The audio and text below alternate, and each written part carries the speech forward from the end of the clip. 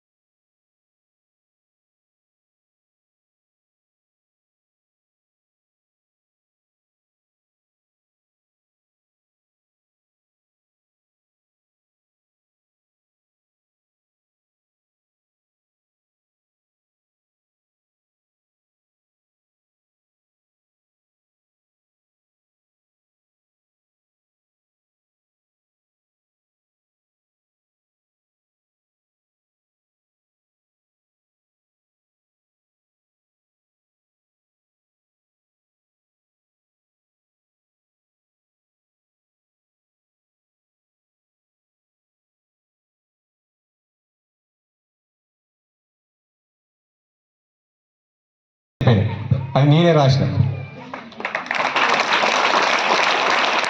అలా తెలుగు టీచర్ ఉంటే కొన్ని తప్పులు ఉంటే క్షమించాలి.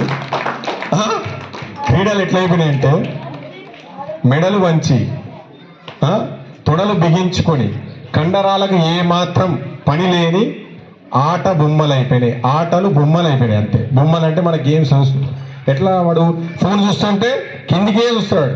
పక్కపడి దొంగతనం కానీ ఏం కానీ.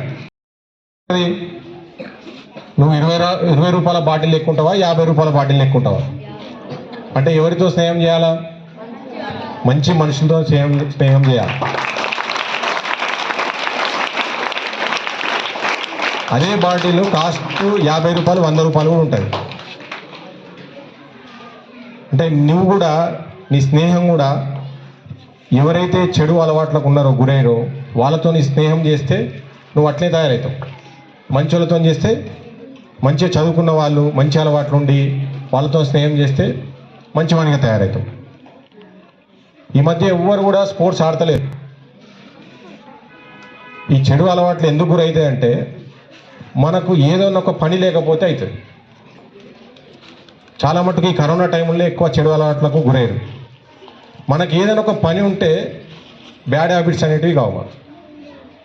ఒక స్పోర్ట్స్ ఏదైనా ఒక స్పోర్ట్స్ కంపల్సరీ గవర్నమెంట్ స్కూల్లో పీటీ సార్లు ఉంటారు. ఏదైనా ఒక స్పోర్ట్స్ నువ్వు అలవాటు చేసుకున్నావు అనుకో, అది ఏదైనా కానీ రన్నింగ్ కానీ ఏదైనా కానీ అథ్లెటిక్స్ కానీ షటిల్. నిజంగా మంచి మోటివేషనల్ స్పీకర్ సార్ అనిపించింది. సారు ఎస్ఆర్ తొందరగా పోతారు కావచ్చు అనిపించింది. ఇంకొక అర్ధగంట స్పీచ్ ఇస్తే బాగుండని సార్కి అనిపించి ఉంటుంది. కానీ సార్కు నిజంగా చప్పట్లు ఉంటుంది. చాలా మంచి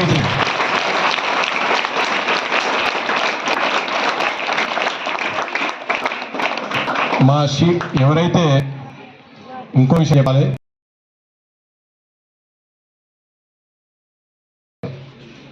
చేసి పోలీస్ స్టేషన్ పిలిపించి అవసరం ఉంటే వాళ్ళు అదొక సీరియస్ అఫెన్స్ అయిందనుకో వచ్చి కంప్లైంట్ ఇస్తారు పేరెంట్స్, మేము జైలుకు పంపిస్తాం. అర్థమవుతుందా? ఎవరు కూడా దయచేసి బాయస్. ఇప్పుడు మీరు మంచి స్నేహితులతోని ఫ్రెండ్షిప్ చేస్తే మంచిగా తయారవుతారు. చెడు పిల్లలతో స్నేహం చేస్తే చెడు తయారవుతారు. ఇప్పుడు సపోజ్ వాటర్ బాటిల్ ఉందనుకో, కింద వాటర్ బాటిల్ ఎంత ఆ గల్లీలో కూడా కనబడేటోళ్ళం కాదు, ఇంట్లో పోయి దాక్కునేటోళ్ళం. స్పోర్ట్స్ ఆడుతున్నా కూడా స్పోర్ట్స్ ఆడితే తిడతారా బాబు అని చెప్పేసి జాక్కునేటోళ్ళం. అంతేందుకు మా ఫాదరు సైకిల్ మీద తొక్కుంటూ వస్తే మేము గ్రౌండ్లో ఆడేది. తాడు తీసుకొని వచ్చేటోడు. ఒక 50 మంది గ్రౌండ్లో ఉంటే పోయి పారిపోయి ఎన్నో చెరువులో ఈ బొందలు ఉంటాయి కదా, ఆ బొందలలో కూర్చొని దాక్కునేటోళ్ళం. మా టీచరు మమ్మల్ని కొడితే ఇంట్లో చెప్పుకునే వాళ్ళం కాదు. ఇంట్లో చెప్తే ఏమవుతుంది, అప్పుడు ఇంకా ఎక్కువ కొట్టండు పేరెంట్స్. ఇప్పుడు మమ్మల్ని టీచర్స్ కొడితే ఉంచినాం.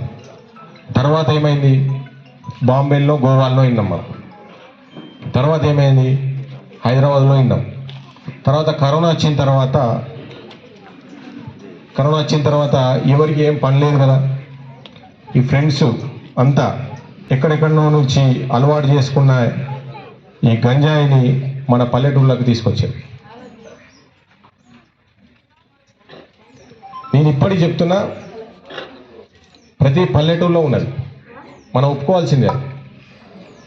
దాన్ని ఎట్లా మనం అధిగమిస్తాం, దాన్ని ఎట్లా మనం పట్టుకుందాం అనేది పేరెంట్స్ చేతుల్లో ఉంటుంది. ఎందుకంటే అలా బిహేవియరు మీరు ఇంటికి వచ్చిన తర్వాత చూడండి, నిన్నటి ఉన్న బిహేవియర్ ఇవాళ ఉండదు.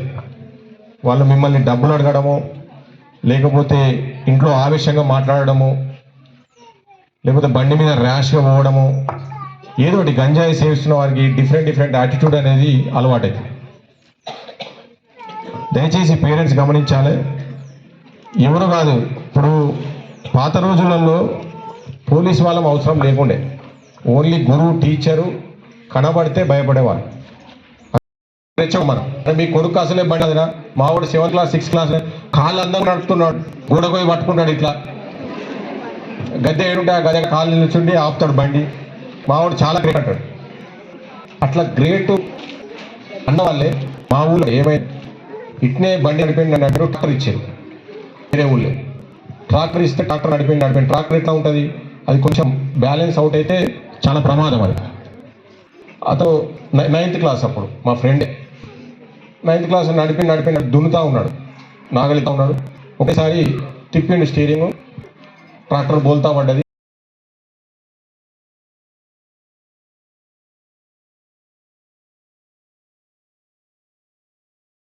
ఏది గొప్ప కాదు, 10 సంవత్సరాలకే పాపం ఒకటే కొడుకు, తల్లిదండ్రులు కోల్పోయారు.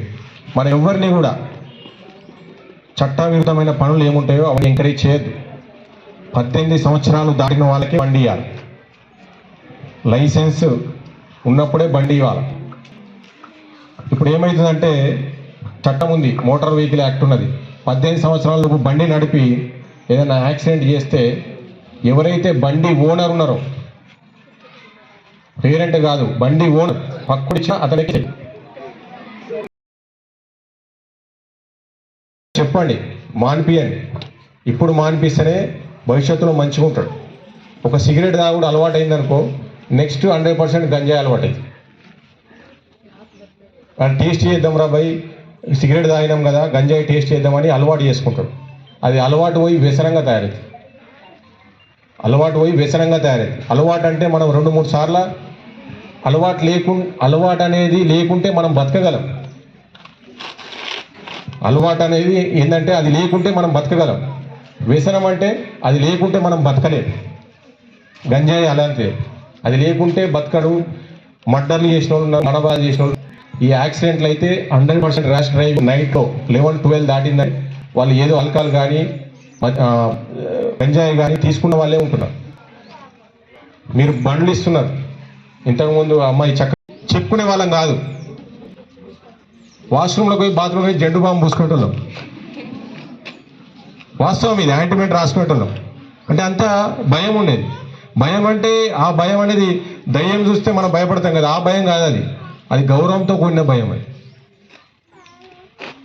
ఇప్పుడు సార్ వట్టే ఇట్లా కదిలియం పోయి పేరెంట్స్కి చెప్తున్నారు. ఆ పేరెంట్స్ వచ్చి ఇక్కడ సార్లు తిడుతున్నారు. కొందరైతే ధర్నాలు చేస్తున్నారు, రాస్తారోకోలు చేస్తున్నారు. అంత గారాభంగా పెంచడం అవసరం లేదు. ఏదైనా ఇప్పుడు మీ దగ్గర కంటే ఎక్కువగా వాళ్ళు టైం స్పెండ్ చేసేది స్కూల్లోనే, స్కూల్ కాలేజీలోనే.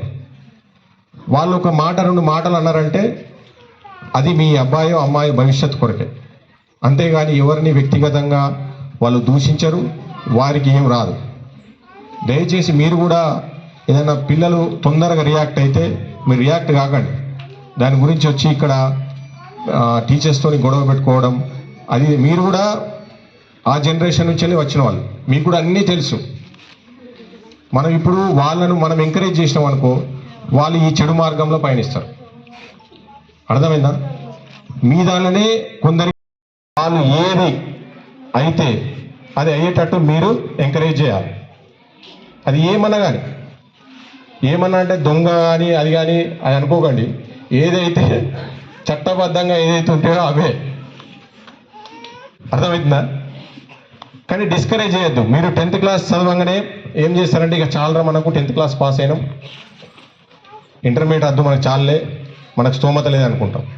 దయచేసి గవర్నమెంట్ కాలేజెస్ ఉన్నాయి, అన్నీ ఉన్నాయి. మళ్ళీ మీరు ఎంసెట్ కానీ అది కానీ ర్యాంక్ కొడితే అది కూడా ఫ్రీ సీట్ వస్తుంది. దయచేసి మీ పిల్లలను హైయర్ ఎడ్యుకేషన్ చేపించి, ప్రభుత్వ ఉద్యోగాలు కూడా చాలా ఉన్నాయి, ప్రైవేట్ రంగంలో కూడా చాలా ఉద్యోగాలు ఉన్నాయి. అందరూ కూడా డిగ్రీ మినిమం డిగ్రీ కంప్లీట్ అయ్యేటట్టు చూసుకోవాలి.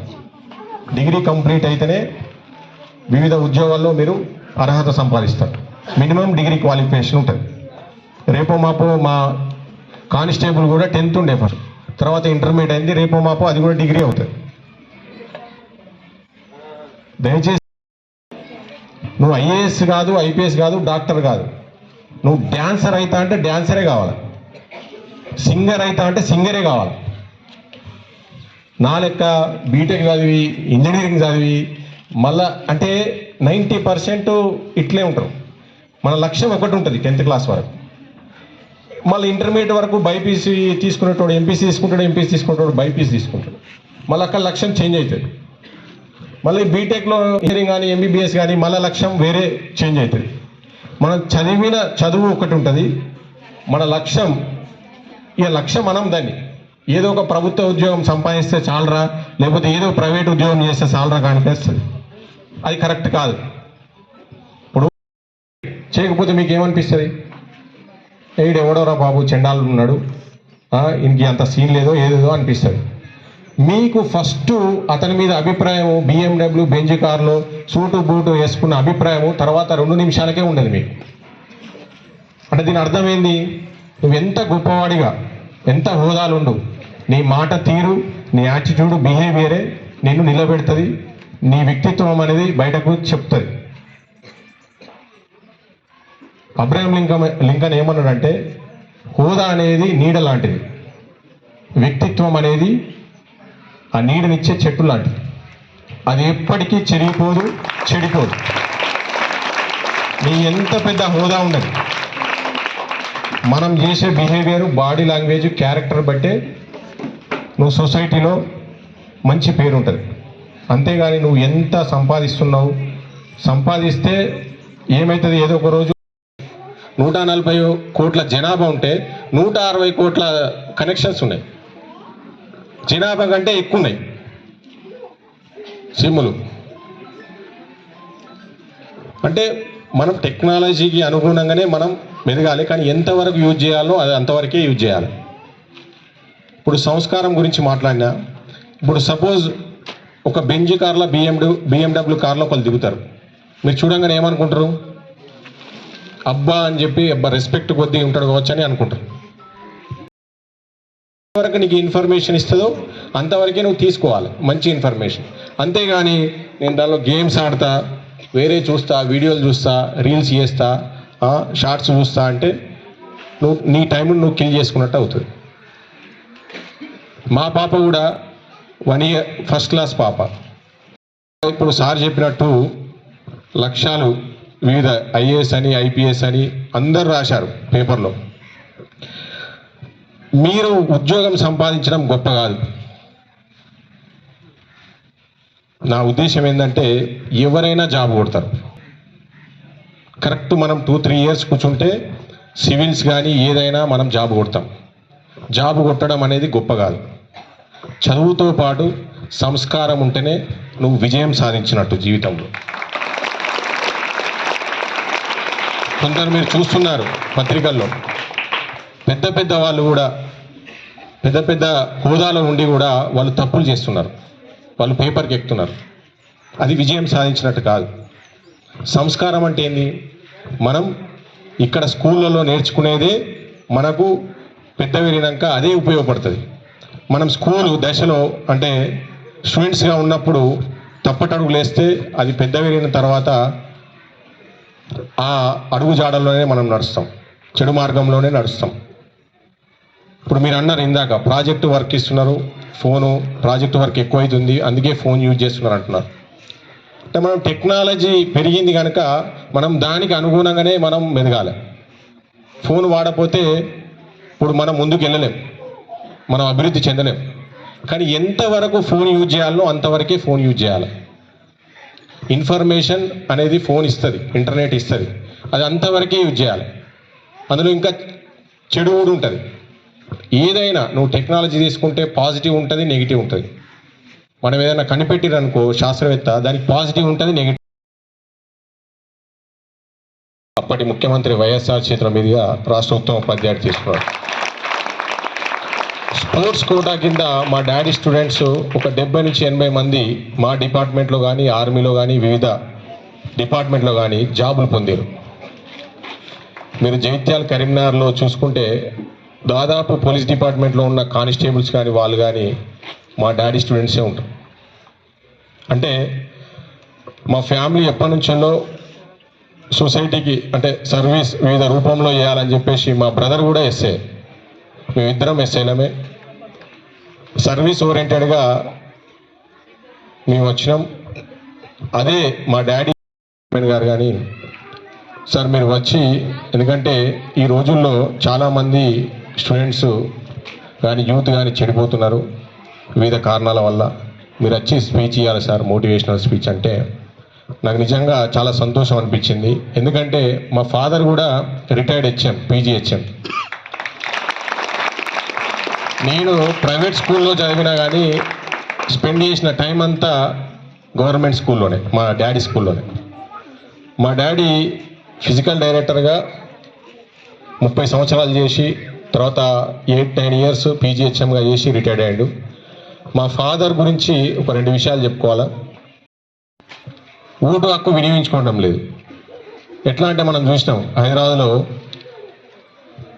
ఎలక్షన్స్ ఉంటాయి, ఆ రోజు సాఫ్ట్వేర్ ఇంజనీర్ కావచ్చు, వేరే వాళ్ళు కావచ్చు, ఆ రోజే టూర్ పెట్టుకొని బయటకు వెళ్ళి ఫ్యామిలీతో ఎంజాయ్ చేసుకొని ఫ్రెండ్స్తో ఎంజాయ్ చేసుకొని వస్తాడు. కానీ ఓటు హక్కు వినియోగించుకోడు. మరి ఇంత మంచి మన ప్రజాస్వామ్యంలో ఓటు హక్కు ఉండి అదే ఆయుధం. మనకు మంచి ప్రభుత్వాన్ని ఎన్నుకోవాలంటే ఓటు హక్కు అనేదే మనకు, ఓటు అనేదే ఆయుధం, అదే వాయిస్, అదే గొంతుక. రేపు నువ్వు ప్రశ్నించాలన్నా నువ్వు ఓటు హక్కు కలిగి ఉండి వినియోగించుకుంటే నువ్వు ప్రశ్నించవచ్చు ఎవరినైనా. దయచేసి అందరూ కూడా ఓటు హక్కు లేని వాళ్ళు ఓటు నమోదు చేసుకొని, ఓటు హక్కు ఉన్నవాళ్ళు ఓటు హక్కును వినియోగించవలసిందిగా ఈ సందర్భంగా నేను తెలియజేసుకుంటున్నా.